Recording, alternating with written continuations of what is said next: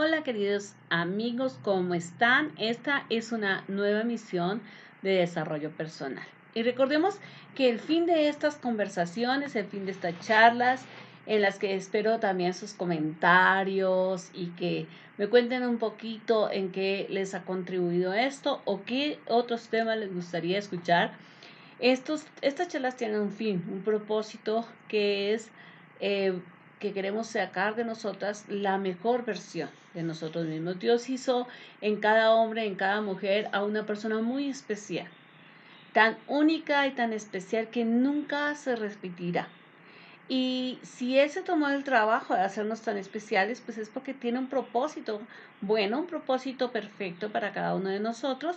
Y por eso nosotros no debemos buscarse la copia de nadie. No debemos buscar llenar los zapatos de alguien, hacer feliz a otro.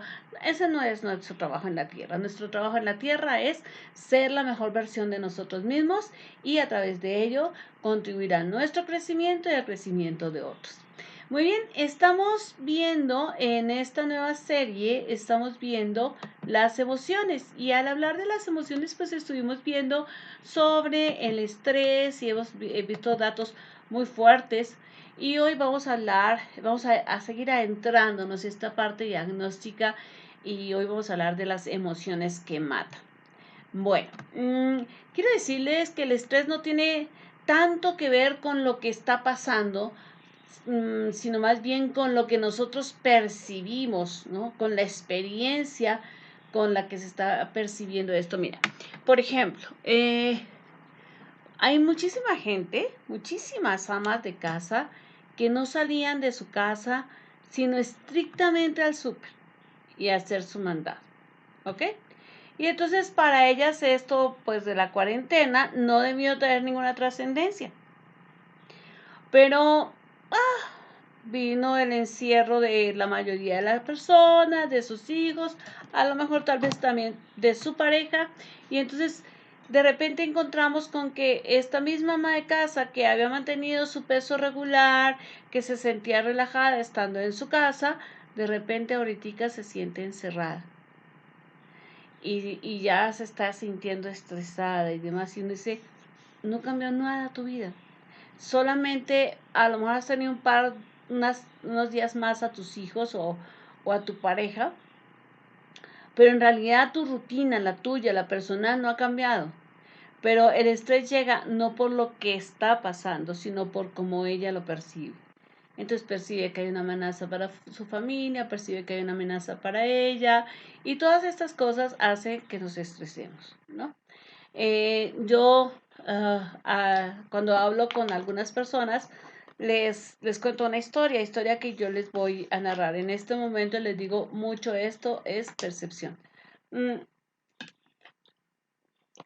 Imagínense que a comienzo de semana usted se encuentra con su jefe y su jefe le dice, a ver González, necesito que me haga el favor y me escriba haga un documento ahí en Word donde detalle todo lo que usted hace, función por función, y que diga cómo la hace, con qué papeleo, dónde lo guarda, etcétera, que detalle todo, todo, todo, que me haga un súper inventario de todo lo que usted maneja y que anote claves de todos los archivos que usted maneja, etcétera, de las computadoras o si maneja cuentas en el banco, etcétera, que sea de la empresa, pues todo lo necesito detallado. Y usted dice, ah, caray, ¿y esto? Eso fue el lunes. Y el día martes ve que llega su jefe y lo ve que está caminando con una persona un poco más joven que usted y que le muestra y que le dice, a ver, González, ven, mira, este es Ricardo. A fin de semana te va a tocar hablar con Ricardo y vas a tener que enseñarle algunas cosas de tu trabajo. Y tú ves que el jefe sigue paseando con Ricardo, lo trae, lo baja, habla con él, se encierra en la oficina. Y el miércoles usted se encuentra con su jefe, el jefe sube acelerado corriendo la escalera, usted va al lado de él, hola jefe, ¿cómo está? Y ni siquiera le contesta. Y usted dice, algo está pasando, me van a correr. El día jueves, su jefe lo voltea a mirar y le dice, oiga, González, ¿desde cuándo usted está trabajando en esta empresa? No, pues desde febrero del 2000. Ah, ok, pues ya lleva 20 años aquí. ¿Y cuánto tiempo lleva en el último puesto? Aquí en donde está. Ah, pues desde el 2018. Ya son 2 años, ¿ah? Qué bueno. Ok. No, solamente le estoy preguntando, nada más, ¿no? Entonces usted se imagina toda la atención y ya usted cuando llega a hablar con su pareja en la noche le dice, no, pues es que yo creo que me van a correr. O sea, ha pasado esto y esto en la oficina, todo el mundo está nervioso. El jefe no hace más sino hablar con este muchacho nuevo, no le han asignado escritorio, va para una parte, va para otra con él y pues ya me lo presentó, ya me dijo que al fin de semana le tengo que entregar un documento con todo lo que yo hago y que voy a entrenar a este otro fulano. El día viernes le dice, González, necesito que venga a mi oficina y para que después vaya personal. Cuando usted llega a su oficina, vaya a su oficina, me trae el documento que le pedí, viene a la mía con esos documentos y para que se encuentre aquí con Ricardo y después va personal. ¿Usted qué supone que va a pasar cuando usted llega a su oficina? Usted tiene la percepción de que lo van a correr del trabajo. Usted ha estado toda una semana viviendo una película de terror. Llega a su oficina temblando, saca sus cosas y dice, Dios mío, y me falta todavía esto y me metí en tal crédito y ahora si me corren, ¿cómo voy a hacer para pagar? Agarra todos sus documentos, se va a la oficina de su jefe y cuando abre la oficina de su jefe le dice, siéntese González, Ricardo, hágame un favor, salga un momento que necesito hablar con González. Dice, ya, que necesito hablar con González. Dice, ya me corrieron, ya no hay nada más que hacer, me corrieron. Y su jefe le dice, muy bien, ¿ya tiene lo que le pedí? Sí, aquí está. Muy bien, quiero comentarle algo. Esto va a afectar su vida laboral para siempre. ¿Qué supone usted que está pensando? Ay, caray, me va a ir bien. No, la percepción en este momento, su corazón late toda y dice, Dios mío, me echaron. ¿Ahora qué voy a hacer? ¿Dónde voy a conseguir trabajo? Y resulta que su jefe le dice, bueno, González, lo que quiero es que entienda que vamos a abrir una nueva área, creemos que usted es la persona más capaz aquí y usted se va a acercar. Necesito que entrene a Ricardo para que cumpla las funciones que usted venía desarrollando. Pero usted pasó toda una semana lleno de estrés por una serie de eventos que usted percibió como amenaza. ¿Ve? Entonces, el nivel de estrés que una persona tiene que ver con lo que esta persona cree, ¿no? Si una mujer cree que su esposo no la ama, todo el tiempo va a estar estresada porque le voy a hacer esto para ver si se tranquiliza, para que no tengamos problemas. Si esa mujer piensa que su esposo ya no aguanta más, que se va a ir, entonces va a decir, no, mejor ni le pregunto esto, mejor no le pido aquello porque yo creo que él se va a ir.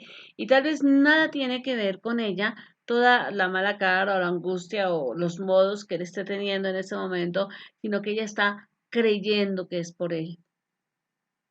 Y así muchas de las cosas, por eso nosotros tenemos que entender que a veces nuestra mente, o casi siempre nuestra mente, está preocupándose por cosas que aún no suceden y que nunca van a suceder, ¿ok? Lo que crees, mm, si percibes, determina tu nivel de estrés, o sea, lo que tú crees va determinando lo que tú percibes. Como les decía, ¿no? Si tú crees que te van a echar, entonces percibes que tu jefe te está haciendo mala cara, percibes que está señalándote, percibes que te está persiguiendo, percibes todo eso y esto obviamente aumenta tu estrés y el nivel de estrés determina qué tan cansado estás al final de un día. Cuando nosotros no estamos tan estresados, cuando nosotros podemos tener un día más o menos relajado, ese día podemos estar más descansado, más relajado, nuestro cuerpo se siente menos tenso. Ahora, ¿qué pasa cuando una persona ha pasado muchísimos días lleno de estrés y un día se relaja? Por ejemplo, una persona estuvo cuidando a su mamá con cáncer durante 2 años muere su mamá, todo el corre-corre del funeral, día siguiente del funeral, pues todavía hay familia que hay que atender, etcétera. Día 2 ya la familia se fue. Día 4, día 5 de repente, cuando se supone que tú estás ya más relajado, pum, viene y te da un bajón terrible, sientes que no puedes mover un músculo y te sientes súper agotado. Eso también puede pasar. Dos médicos psiquiatras en Nueva York en una investigación observaron que hasta los eventos y experiencias positivas, ¿sí? Como por ejemplo un matrimonio, por ejemplo un viaje, los nacimientos de un hijo, etcétera, puede causar estrés. Y eso se debe a que, según lo que la persona crea, ¿no? Que debe ser ese evento feliz. O sea, si yo creo que mi hijo, por ejemplo, debe nacer un día que su papá esté descansando, pues el solo hecho de es un evento feliz, pero yo voy a estar muy estresada. ¿Qué pasa con la gente el día de la boda? Siempre que aconsejo matrimonios, bueno, jóvenes que se van a casar, les digo, por favor, dentro de su formación prematrimonial, les digo, el matrimonio, el día de su boda va a ser un día muy especial. Por favor, asignen gente que pueda resolver cualquier problema, ¿no? De si puede pasar un invitado o no, de si se puede, si van a dar trago o no, si hay un problema con la comida, si hay un problema con las fotos, cualquier problema que se pueda presentar, que haya una persona que usted diga, eso pregúnteselo a mi hermano, o eso pregúntenselo a mi tía, o pregúntenselo a fulano, ¿no? A fulanito. ¿Por qué? Porque tú tienes la percepción, tú tienes la creencia que el día de tu boda tiene que ser perfecto. Entonces, si alguien viene y te dice, mira, está en la entrada un señor que dice que es amigo del novio, pero no trae invitación, en tu cabeza, toda aquella perfección se acaba de averiar. Entonces empiezas, si es uno de sus amigotes, qué tal que venga borracho, no sé qué. Entonces todo esto hace que se genere un estrés que no tenía por qué ser porque era un día agradable.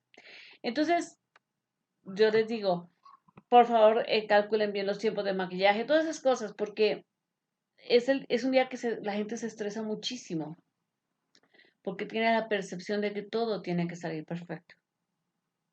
Y sí, todos queremos que el nacimiento de Dios sea perfecto, que la boda sea perfecta, que entonces ese grado de perfección que esperamos hace que la percepción que tengamos nos lleve a desarrollar estrés. El cerebro en realidad no distingue, ¿sí? En su bioquímica si la persona está sufriendo estrés por un recuerdo antiguo o reciente. Mire, hay gente, ustedes han oído el fenómeno de la gente de posguerra, ¿no? O sea, oyen un avión y no necesariamente en ese momento es un avión que va a soltar una bomba, pero como ellos han estado tanto tiempo pasando por esta situación, oyen un avión y sienten, su cerebro dice una bomba y ellos pueden ver que está en su ciudad, que no hay guerra, pero su cerebro dice hay una bomba, estamos en peligro, sonó un avión. Entonces el cerebro, la bioquímica de un cerebro no dice, esto es reciente, esto es real, esto es un recuerdo, no, esto es un recuerdo antiguo, no hay por qué preocuparse, ¿no? Entonces, el cerebro simplemente vuelve a sentir. Ahora, el cuerpo puede reaccionar con toda el acelere suficiente ante un recuerdo reciente o antiguo, ante un hecho que acaba de suceder, como de un hecho que recordamos y que fue impactante en nuestra vida. Les voy a mostrar algo que mucha gente ignora. Nosotros podemos saber cuando una persona ha sido abusada física o sexualmente, o física y sexualmente, cuando nosotros nos acercamos a esa persona. A lo mejor hay niños, ¿sí? Que uno llega y se acerca para saludarlos y nada más uno los toca y el niño es así, se pone rígido, rígido, rígido. Eso es una voz de alerta. Eso me está diciendo que el niño sufrió un grado de abuso o físico o sexual o de los dos. O incluso pasa con personas, o sea, con adultos. mujeres o hombres. Tú los sientes como nada más los vas a abrazar y se ponen tiesos. ¿Por qué? Porque su cuerpo está reaccionando así a un hecho, está reaccionando a ese maltrato, a ese recuerdo. El cuerpo dice, me tocan y esto puede ser el mismo abuso, entonces me, me anticipo y me defiendo, ¿no? Es por ello que algunas personas pueden desarrollar enfermedades a meses o años después de una crisis severa como una violación, la muerte de un ser querido o una guerra, ¿no? Entonces, por eso pueden venir estas enfermedades y no necesariamente al día siguiente, pueden pasar meses o años. Ahora, ¿cuáles son las peores emociones? Bueno, uno diría que la peor emoción es la que lo está atormentando a uno en este momento, ¿verdad? Pero bueno, vamos a conocer algunas en este día, no son todas, pero les prometo que seguiremos andando en el tema. Pero quiero hablar de la hostilidad. ¿Cómo se describe la hostilidad? ¿Qué es la hostilidad? Bueno, como puede ver ahí en su diapositiva, dice la hostilidad describe diversas emociones dañinas como sentimientos de enemistad, mala voluntad, antagonismo, etcétera. Y tiene diversos grados y manifestaciones el cinismo, por ejemplo, en sí mismo es una forma de hostilidad. Entonces, como vemos, a lo mejor hay una persona que de repente tú la saludas en tu oficina, por ejemplo, un compañero de trabajo, lo saludas y te contesta, como diríamos, con dos piedras en la mano. Entonces tú dices, es una conducta hostil, ¿no? O hay gente que solamente está ahí escuchando para pelear, ¿sí? Todo lo que tú dices está ahí para contradecir, para pelear, y no es ni siquiera porque sepa mucho, sino porque su actitud es hostil, ¿no? Eso hace que realmente sea difícil vivir con una persona así, ¿no? Las personas hostiles y enojadas liberan más adrenalina y norepinefrina en su sangre que nadie. O sea, ellos de veras lo hacen bastante. Y lo que hace que a su vez se les vea como se les suba su presión arterial, ¿no? Y se contraigan sus vasos sanguíneos y aumente su ritmo cardíaco. O sea, el hecho de que una persona sea hostil o que sea enojona no es que solamente afecta a los otros, su cuerpo se está alterando porque estas sustancias se están liberando y están produciendo un efecto nocivo en su cuerpo. Igualmente se le pueden subir los niveles de cortisol, ¿sí? El cual, como debemos recordar, es, como dijimos la semana pasada, hace que se retenga más sodio y esto agrava el problema de presión arterial, o sea, eso es una bola de nieve. También el cortisol puede, como veíamos la semana pasada, elevar los triglicéridos y el colesterol y prepararnos para un infarto o un derrame, ¿no? Y pues hacemos propensa a que la persona sufra una enfermedad cardíaca. Entonces, si se dan cuenta, la hostilidad y el enojo no son pequeños enemigos, son grandes enemigos. No son sentimientos simplemente, son sentimientos asesinos, ¿de acuerdo?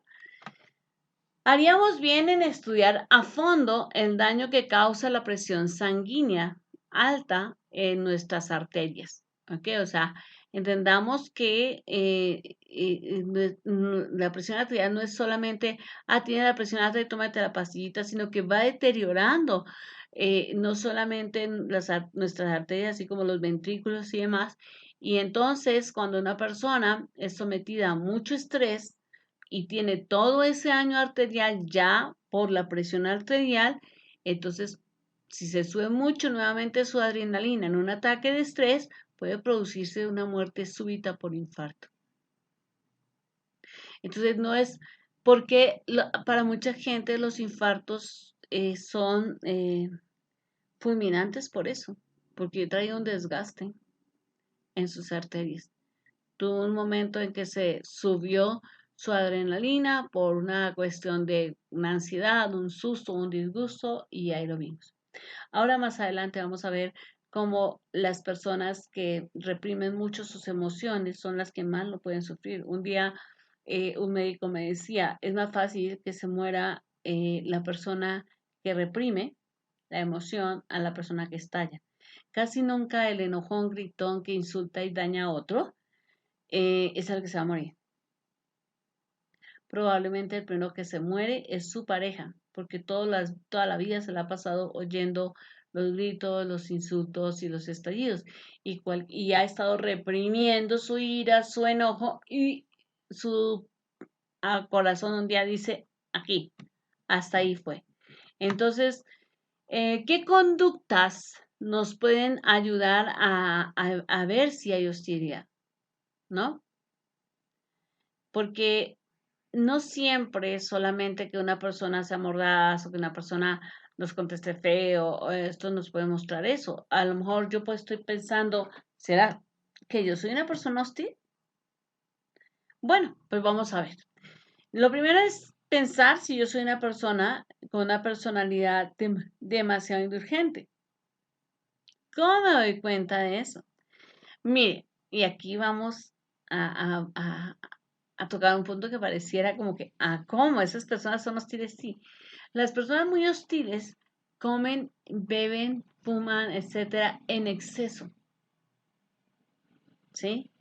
Y pues obviamente esto complica su estado de salud. Es decir, una persona demasiado indulgente es una persona que está teniendo un grado terrible de hostilidad dentro de sí. Y saca, lo maneja a través de una conducta tremendamente indulgente. Ah, otra tipo de personas que exhiben hostilidad son las personalidades tipo A. Hay dos tipos de personalidad, digamos así, el líder, el acelerado, el impaciente, competitivo, enojón, agresivo, ambicioso, trabajador, etcétera, etcétera, etcétera. Y que generalmente son los hijos mayores o a veces los hijos que se hicieron cargo del papá o la mamá adicto, exhiben esta personalidad tipo A. Y los tipo B, que son los seguidores, los calmados, los organizados, los tranquilos. Los tipo B pueden desarrollar hostilidad si se les pone demasiadas responsabilidades, pero de lo contrario, pues siempre serán tranquilos y obviamente menos hostiles, pero las personalidades tipo A somos personalidades hostiles. Entonces, si yo, a veces uno dice, pero es que yo lo hago por el bien de los demás, es que no es mi intención, es que la gente trabaja mal, o sea, yo puedo justificarme de muchas maneras, pero no se trata de que nos justifiquemos, se trata de que entendamos que si yo estoy teniendo un sentimiento de hostilidad, estoy fabricando mi muerte, estoy poniéndome yo mismo, me estoy subiendo en la ambulancia, entonces no hay necesidad. Recordemos, esto es para que vivamos mejor, ¿de acuerdo? Ahora, otra emoción que es horrible, que es terrible, o emociones, porque la ira y el enojo, digamos que son la misma niña con dos vestidos diferentes. Pero la ira y el enojo son sentimientos, emociones que pueden acabar con todo, pueden acabar con el alma de una persona, con su cuerpo, pueden acabar con sus relaciones, pueden acabar con su familia, pueden acabar con los seres más queridos, pueden acabar con la vida de otra persona, ¿ve? Entonces esto es un poco complejo. Eh, pues vamos entonces a conocer un poco de estas emociones. La ira y el enojo especialmente, la ira y el enojo que se contienen, producen dolores diferentes en diferentes partes del cuerpo con diferentes intensidades.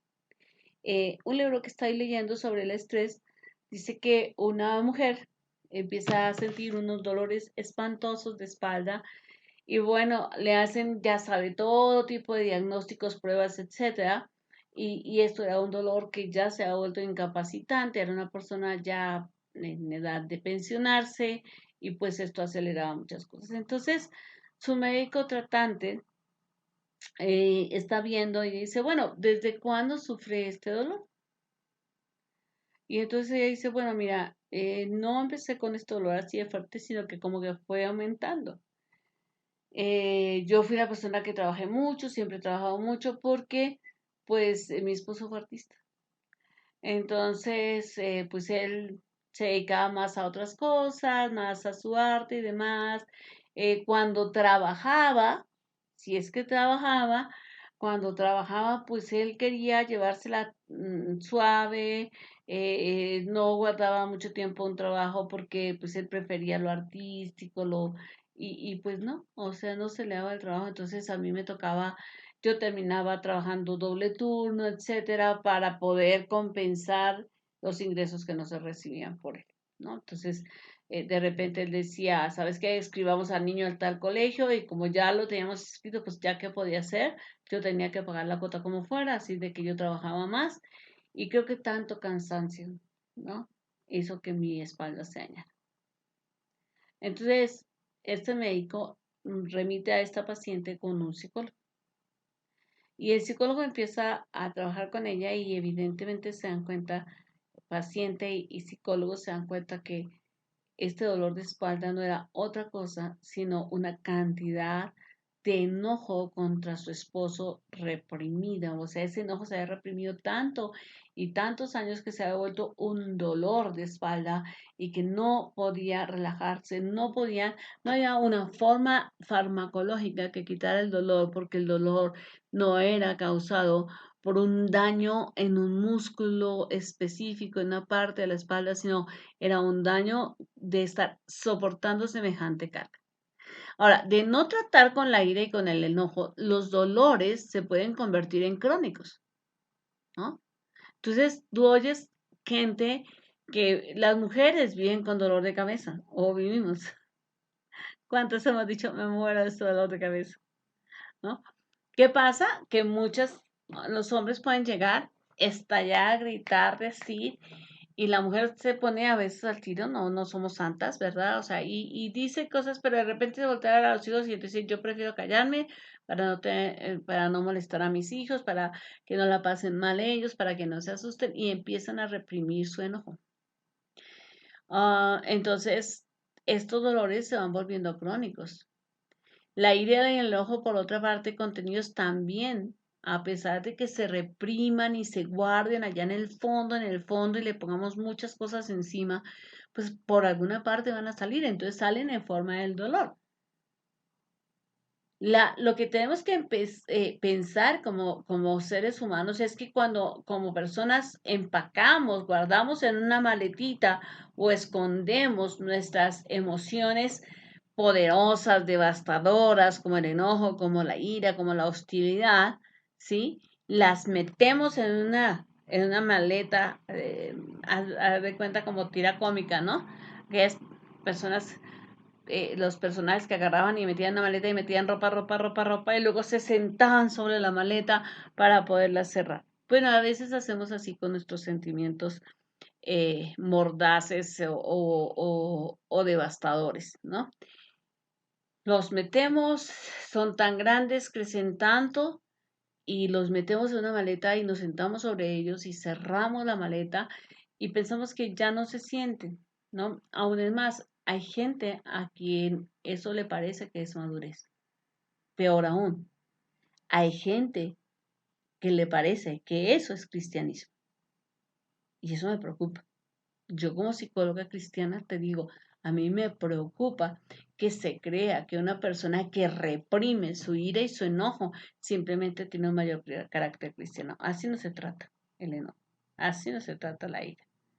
Porque una persona que empaca sus malos sentimientos en una maleta se está preparando para tener problemas. ¿De acuerdo? Ahora, entendamos, las emociones porque las sepultemos no se mueren, van a seguir vivas, están ahí, siguen existiendo, aunque nosotros las hayamos sepultado. ¿De acuerdo? Entonces es algo complicado. ¿Ha oído algunas expresiones que ahora vamos a tratar? Bueno, eso son más que palabras.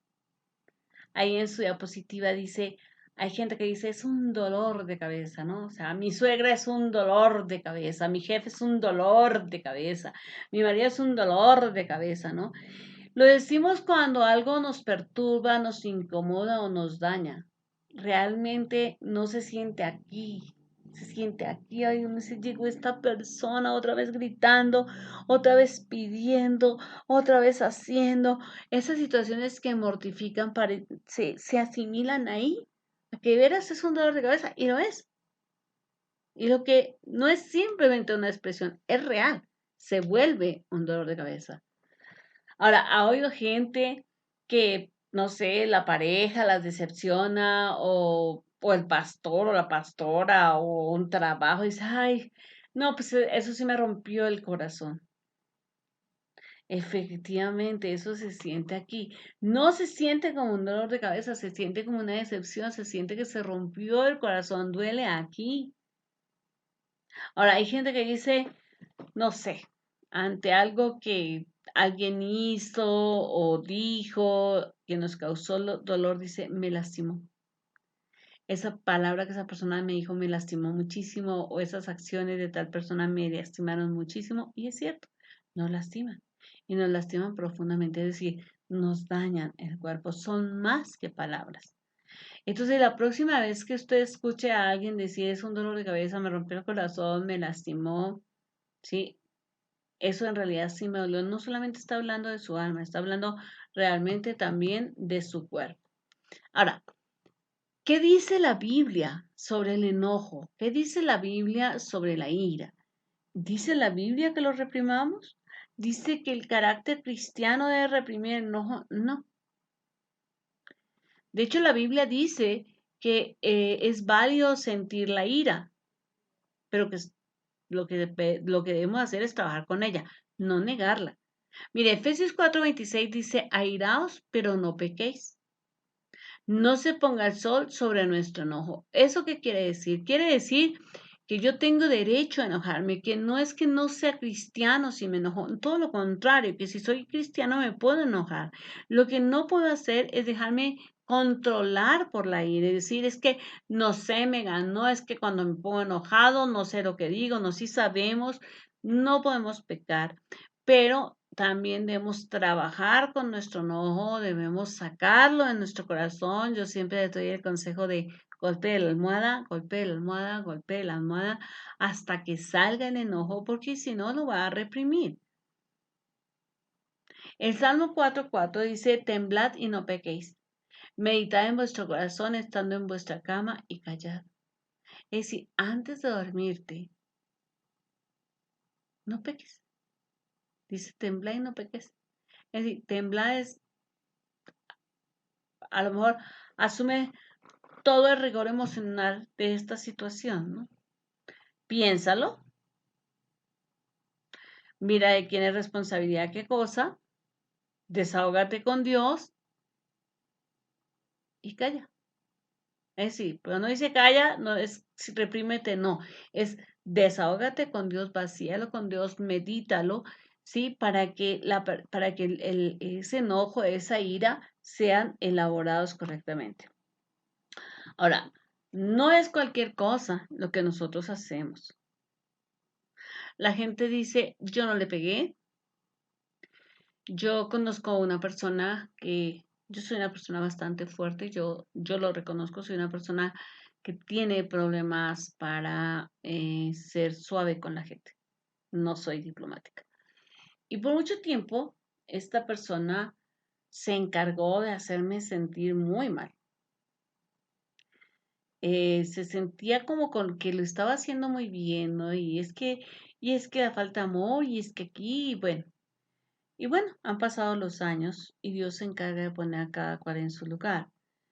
Y de repente, esta persona ahora tiene eh, alguna condición de vida diferente y, y pues he recibido eh, decires de gente que está a su alrededor que me dice, eh, me, cree que lo hace muy bien porque me lo está diciendo suave, pero sus palabras son hirientes, son peyorativas, son humillantes. Es capaz de decirle a una persona, yo le estoy pagando por eso, es capaz de decirle a una persona que su trabajo no vale. Y la verdad es que yo desconozco, ¿no? A esta persona con la que viví, con la que me crié. Y entonces de repente tú dices, ah, caray, no queda tan fácil, modelar tu carácter. ¿Tú crees que lo que tú viste en mí, cuando lo criticaste, porque lo criticaste ya no lo tienes tú? En realidad, todos manejamos ira, todos manejamos hostilidad, pero tenemos que ser responsables de lo que decimos y cómo lo decimos. Yo he aprendido que tengo que esforzarme en pensar cómo se lo voy a decir a una persona, porque no es que yo soy así directa, ¿no? Sí, yo puedo decirlo directamente, pero respira profundo, dilo, piénsalo, cómo se lo vas a decir para que no lastimes, ¿no? ¿Por qué? Porque Jesús iguala las palabras siguientes, ¿sí? Que vienen como resultado de la ira al asesinato mismo. En Mateo 5, 21 y 22 dice, oíste que fue dicho a los antiguos, no matarás, y cualquiera que matare será culpable de juicio. Pero yo os digo que cualquiera que se enoje contra su hermano será culpable de juicio, y cualquiera que diga necio a su hermano será culpable ante el concilio, y cualquiera que le diga fatuo quedará expuesto al infierno de fuego. Y uno dice, pero si era una sola palabrita, pero si no le pegué, pero si no lo toqué, pero nosotros debemos ser responsables de eso que decimos. Ahora, ¿qué señales podemos tener de que estamos reprimiendo esas emociones negativas como la hostilidad, la ira, sí, el enojo? Una de esas señales es el perfeccionismo. Cuando usted ve a una persona muy perfeccionista, lo que está viendo es una persona que le está diciendo, yo tengo una maleta donde estoy guardando y reprimiendo mi enojo, mi estualidad, y entonces lo saco de una manera socialmente aceptable a través del perfeccionismo. Otra manera de darnos cuenta que tenemos esas emociones reprimidas, que no es que a mí no me pasó nada, yo ya todo lo trabajé, yo me siento súper bien, es nuestro deseo de controlar.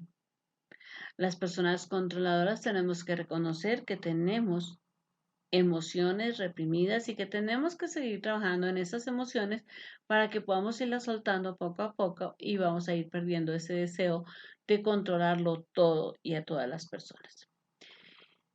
Otra forma de darnos cuenta que tenemos emociones reprimidas es la duda y la crítica hacia nosotros mismos. ¿Ha visto gente que hace, no sé, algo bien bonito, no sé, una carpeta no sé, una obra manual bien hermosa y tú dices, ¿cómo te quedó linda? No, me quedó feísima.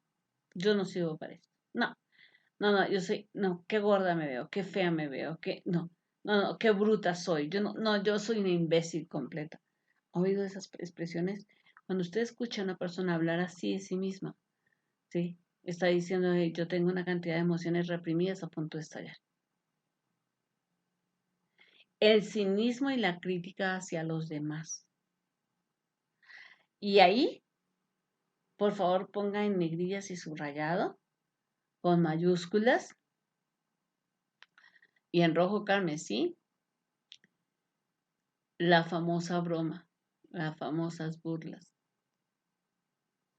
No son muestras del cinismo y es una manera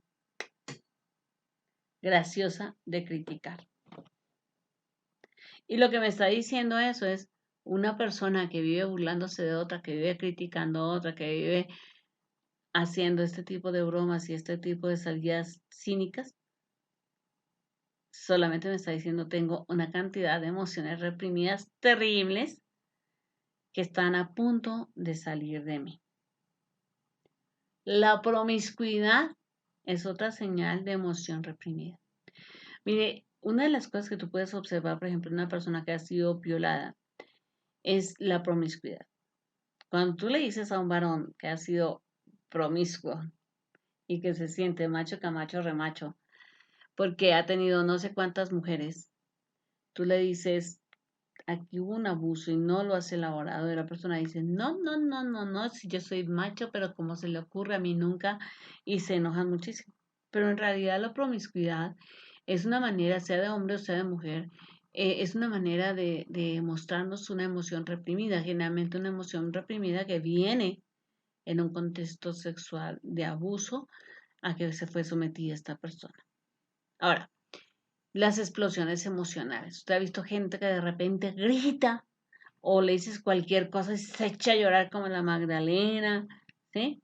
Las explosiones emocionales, quiero decirle que entre más fuerte sea la emoción reprimida, tanto más fuerte es la explosión. Entonces usted ve gente o hombres o mujeres que cualquier cosa y pegan un grito y estallan y se salen de la ropa y dice, a ver, espérate, ¿no? Pero es que tienen emoción reprimida muy fuerte. Ahora, ¿cuáles son las causas de por qué reprimimos las emociones? Bueno, nosotros podemos reprimir las emociones, nuestras emociones, por haber visto o ser querido a un familiar enfermo. Podemos llegar a reprimir la ira, la angustia, reprimir la hostilidad, reprimir. ¿Por qué? Porque la enfermedad de ese ser querido nos lleva como a guardárnoslo todo. O la muerte de un ser querido, ¿no? También los hechos traumatizantes o hechos dolorosos, ¿no? Por ejemplo, participar en un accidente puede llevar a una persona a reprimir sus emociones, o ser violado, por ejemplo, o ser torturado puede llevar a una persona a reprimir sus emociones. La guerra y las situaciones relacionadas con esta, ¿no? O sea, con la guerra, ¿no? La escasez que viene con la guerra, los sonidos de guerra, todas esas cosas pueden llevar a que la persona reprima sus emociones. Vivir con un adicto o padecer una adicción puede también llevarte a reprimir emociones. O sea, los hostiles y los enojones que hemos vivido con adictos, nos damos cuenta cuando estamos en terapia que esto nos marcó, que nos volvemos, que asumimos roles que no nos correspondían y que nos tocó agarrar todos nuestros cúmulos de sentimientos y sin llorarlos, sin procesarlos y sin nada, los tuvimos que guardar porque alguien tenía que ser maduro en casa. Ahora, otra forma por las que se reprimen las emociones es por haber sido sometidos por otros, ¿sí? Padres, hermanos, cónyuges, jefes, ¿no? Por proxenetas, ¿sí? Cuando una persona es reprimida por otra, ¿no? Cuando tenemos padres demasiados autoritarios, cuando tenemos parejas demasiado autoritarias, cuando tenemos hermanos demasiado crueles, pues vienen a llevarnos a resolver una situación emocional. No la podemos procesar, no la podemos sacar, no podemos elaborarla, no podemos mostrársela al mundo, entonces no la tragamos si la reprimimos y eso no es más madurez. Ahora, aprendamos algo muy importante hoy del enojo. El enojo es una respuesta condicional. No sentirlo, sino expresarlo. ¿Ok? Porque el enojo al final es una emoción. Entonces, todos podemos sentir enojo, pero no todos expresamos el enojo de la misma manera. Cuando tú tienes una explosión de enojo, hay gente que dices, tú, este niñito, y le dicen, es que ese niñito tiene el mismo carácter de su papá. No es así. Solo que es una respuesta condicionada. Desde niños aprendemos cómo enojarnos. Y a veces, pues,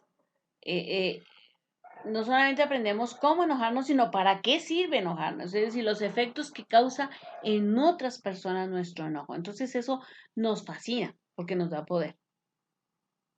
Aprendemos cómo enojarnos, aprendemos de los adultos, porque vemos a nuestro papá, a nuestra mamá enojándose, a nuestros hermanos mayores enojándose y todo cómo se arregla cuando alguien se enoja. Aprendemos de los dibujos animados, qué pasa cuando alguien se enoja, aprendemos de las películas y hasta de los videos, aprendemos a lo efectivo, a lo pertinente, a lo controlador que es el enojo. Y lo que es peor es que ese aprendizaje lo vamos reforzando cada vez que nos enojamos y alguien responde de la manera que nosotros queremos. Cuando alguien se somete, cuando yo pego un grito, cuando yo estallo y la gente corre a hacer lo que yo dije, entonces mi aprendizaje reforzado, digo, sí aprendí bien y sí funciona, la próxima vez me enojo más rápido y me enojo más feo. ¿Ve? Entonces esto es algo que nosotros debemos ser conscientes porque en realidad no podemos ir por la vida pensando que las emociones ¿sí? Porque las sepultemos se van a ir. De ninguna manera, no se van a ir. Están ahí, están reprimidas. Entonces tenemos que procesar el enojo, no estallando, pero sí vaciándolo delante del Señor, diciéndole y mostrándole al Señor, mira, no me gustó esto, no me gustó aquello, desahogándome, como les digo yo, aprendiendo a sacar el dolor con la almohada, pegándole a esa almohada, desahogándose y sin exhibirnos delante de nadie, sin intimidar a nadie, para que nuestro enojo pueda ser procesado y no irnos a la cama enojados. Espero que esta lección le haya sido de mucho provecho. Todos, todos estamos en un mundo lleno de imperfecciones que nos hace padecer muchas cosas difíciles y obviamente no estamos preparados, no fuimos diseñados para soportar todo esto, fuimos diseñados para vivir bien, pero a raíz del pecado pues aparecieron todas estas emociones dañinas, Dios nos hizo con estas emociones, solo que iban a estar en el control del espíritu que estaba en comunión con Dios, pero pues al pecar ya no, el espíritu nuestro ya no está en comunión con Dios, por eso tiene que venir Cristo a redimirnos, pero al pecar ese mundo ideal se rompe y entonces empiezan a aparecer cosas o lo mismo que Dios había creado, esas emociones que Dios nos había dado nos sobrepasan porque no las sabemos manejar. Pero solamente en las manos de Dios podemos volver a, a procesar estos sentimientos y a enfrentarlos. Si necesitas ayuda, por favor, no dudes en comunicarte conmigo. Mi teléfono es 5518 508627. Por favor, mándame un WhatsApp. No respondo llamadas telefónicas si no tengo, eh, si no sé quién me está marcando. También puede comunicarse conmigo a través de mi correo Yahoo, yolandacopete@yahoo.com.mx o a través de mi Face. O si quieres, déjame un comentario al término de este video y con muchísimo gusto estaré encantada de aclarar tu duda o de que conversemos.